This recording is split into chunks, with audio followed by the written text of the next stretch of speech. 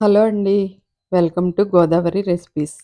ఈరోజు మన గోదావరి రెసిపీస్‌లో ములగాకు తెలవపిండి కూర ఎలా చేయాలో చూద్దామండి. చాలా ఈజీగా త్వరగా అయిపోతుంది ఈ కర్రీ.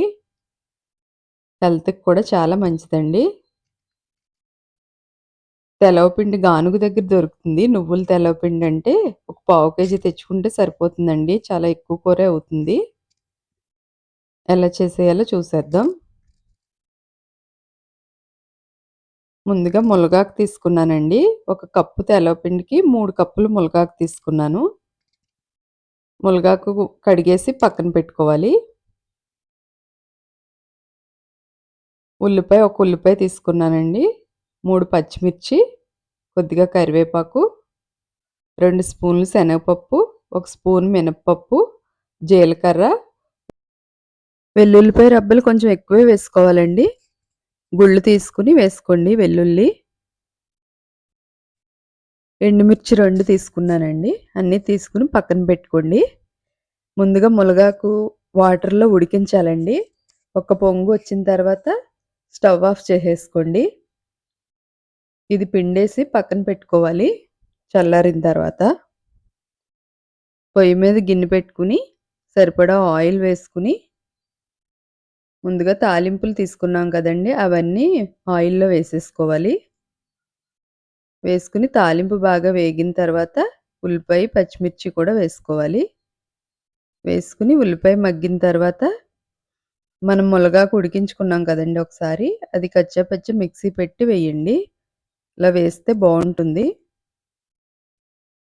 వేసి బాగా కలుపుకోవాలండి. మనం ఒక్కసారి ఉడకబెట్టుకున్నాం కదండీ! పచ్చివాసన అంతా పోతుంది.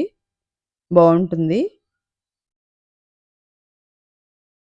దోరగా వేగించుకోవాలి. హాఫ్ స్పూన్ ఉప్పు పడుతుందండి. హాఫ్ స్పూన్ కారం వెయ్యాలి. వేసి కొద్దిగా పసుపు వేసుకోవాలి.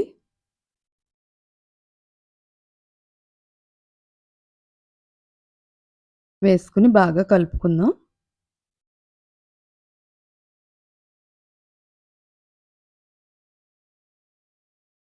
తాలింపులు కొద్దిగా ఎక్కువే పడతాయండి.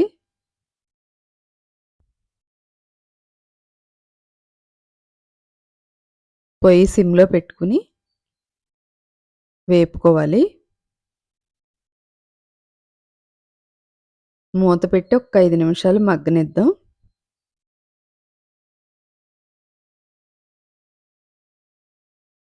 తర్వాత మూత తీసి మళ్ళా ఒకసారి కలుపుకుందాం.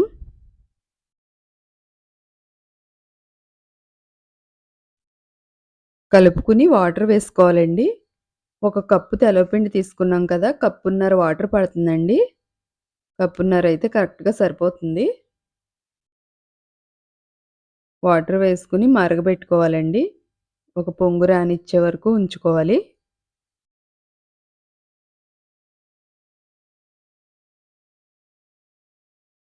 కొంచెం పొంగొచ్చిన తర్వాత తెలవపిండి కలుపుకుంటూ వేసేసుకోవాలండి.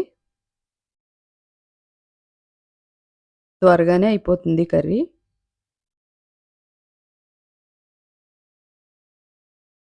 వేసుకున్నప్పుడు బాగా కలుపుకోవాలి.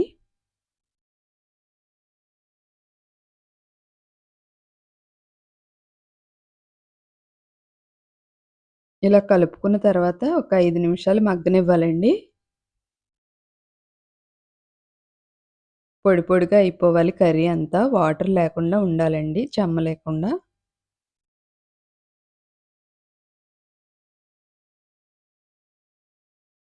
ఇలా ఉన్నప్పుడు ఉప్పు చూసుకోవాలండి ఒకసారి. ఉప్పు సరిపోకపోతే కొద్దిగా వేసుకోండి.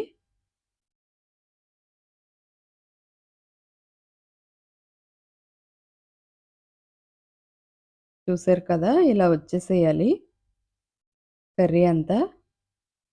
అంతేనండి. కూర రెడీ. ఈ వీడియో మీకు నచ్చినట్లయితే లైక్ చేసి సబ్స్క్రైబ్ చేయండి. మరో కొత్త వీడియోతో మళ్ళీ కలుద్దాం. బాయ్ అండి.